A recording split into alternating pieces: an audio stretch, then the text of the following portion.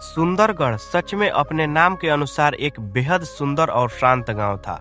हरी भरी खेतियां, मिट्टी की सौंधी खुशबू और लोगों के चेहरों पर झलकती अपनापन, इन सब ने अपने गांव को एक स्वर्ग जैसा रूप दे दिया था। यहाँ के लोग एक दूसरे के साथ दुख सुख में हमेशा साथ देते थे।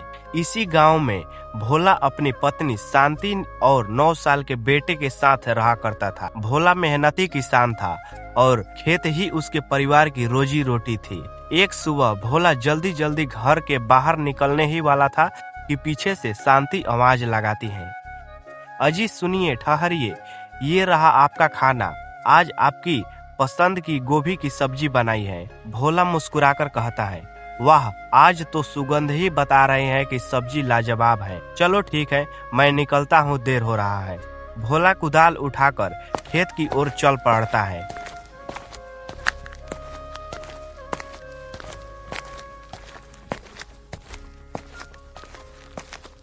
रास्ते में उससे उसके 2 दोस्त शंकर और संतोष मिल जाते हैं।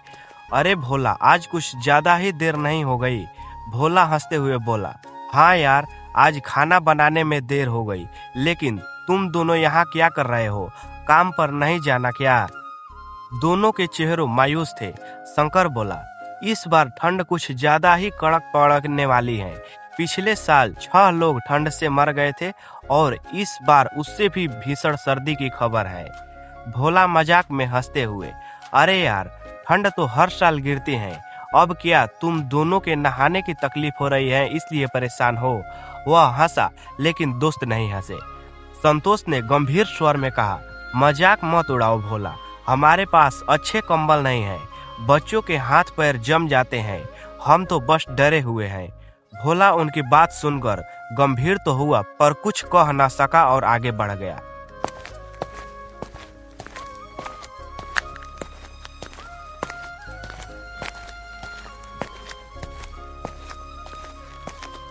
खेत पर काम करते करते अचानक उसके मन में एक चमकदार विचार आया। जब इतनी ठंड गिरेगी तो गांव वालों को आग जलाने के लिए लकड़ी चाहिए होगी। अगर मैं अभी से जंगल में सूखी लकड़ियां काटकर जमा कर लूं, तो ठंड पड़ने पर अच्छी कीमत मिल जाएगी और शायद गरीबी दूर हो जाए। यह सोचकर उसके मन में लालच की चिंगारी उठ जली। शाम को घर लौटकर उसने शांति को अपना प्लान बताया। शांति ने उसकी बात सुनकर कहा, योजना तो अच्छी है, लेकिन इस बात को किसी से मत कहना। दोनों हंसकर अपनी चालाकी पर खुश हुए और भोला कुल्हाड़ी लेकर जंगल निकल गया।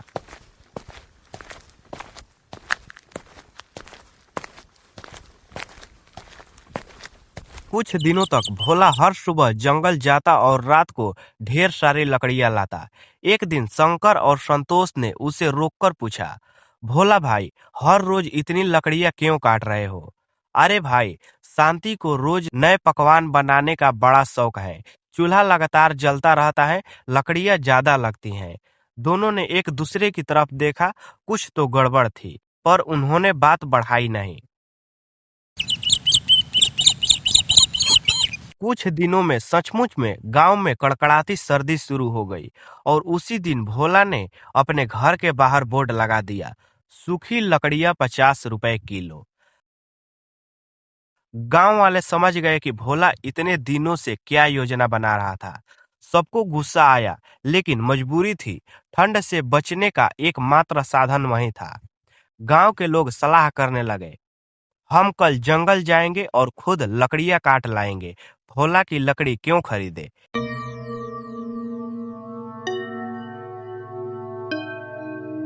जब यह बात भोला ने सुनी तो वह घबरा गया। शांति चिंतित स्वर में बोली, अगर गांव वाले लकड़ियां काट लेंगे तो तुम्हारी सारी मेहनत बेकार हो जाएगा।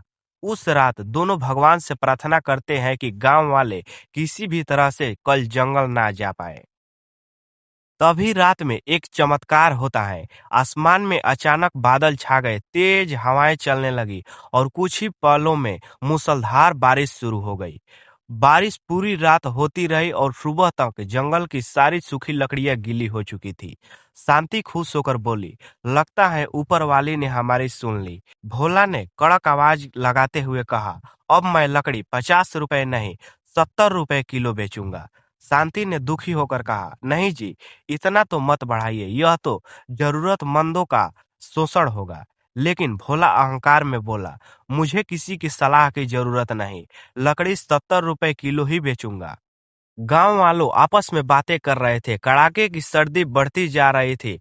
लोगों के हाथ पैर सुन्न होते जा रहे थे। कई बुजुर्गों की हालत खराब हो गई थी। भोला के घर के बाहर भीड़ न लगने लगी। गांव वाले मजबूरी में महंगी लकड़ी खरीद रहे थे। भोला के घर में पैसे ही पैसे आने लगे और उसके चेहरे पर घमंड और भी बढ़ने लगा। इसी बीच एक बुजुर्ग महिला कांपते हुए आई।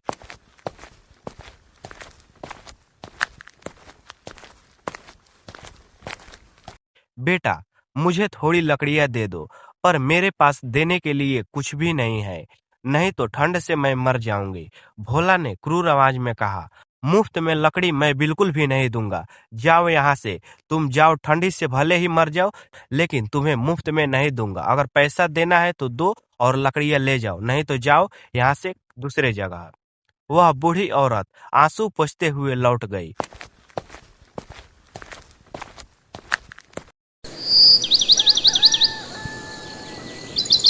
अगली सुबह भोला काम से दूसरे गांव जाने लगा।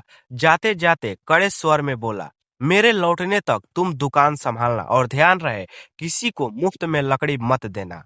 शांति ने धीमी आवाज में कहा, इतनी सख्ती ठीक नहीं है, लोग पहले ही परेशान हैं। भोला गुस्से में चिल्ला उठा, चुप रहो, दिमाग मत चलाना, जैसा कहा वैसा ही करना। शांति की आंखें नम हो गई। ठंड और भी ज्यादा बढ़ रहा था। शांति घर के बाहर बैठकर आग ताप रही थी। अंदर राहुल खेल रहा था। हवा इतनी ठंडी थी कि उसके छोटे छोटे हाथ नीले पड़ने लगे। उसने कांपते हुए सोचा, माँ बाहर आग ताप रही है, मैं भी अंदर लकड़ियों में आग जला लेता हूँ। उसे क्या पता था कि सूखी लकड़ियों में आग कितना जल्दी फैलती है। उसने एक लकड़ी में आग लगाई और आग धीरे धीरे सारी लकड़ियों में फैल गया। लपेट में तेजी हवाएं बह रही थी और लपेटे में सारी लकड़ियां जलने लगी और सारी लकड़ियों के साथ साथ उसका घर भी जलने लगा और पूरे तरह से आग ने पूरे घर को घेर लिया। शांति ने चीख कर कहा, राहुल! पर आग इतना भयंकर था कि भीतर जाना असंभव था। गांव वाले दूर खड़े रहे। भोला की बेरहमी के बाद कोई भी मदद करने नहीं आया। शांति जमीन पर गिरकर रोती रही और लपेटों में उसका लाल हमेशा के लिए खो गया। कुछ घंटों बाद जब भोला गांव वापस आया और अपनी घर की हालात देखी तो उसका घर जलकर राख हो गया था। उस यह देखकर उसकी सांसें रुक गई थी। शांति टूटे स्वर में बोली, राहुल आग में जल गया और उसका मृत्यु हो गया। यह सुनते ही भोला धराशायी हो गया।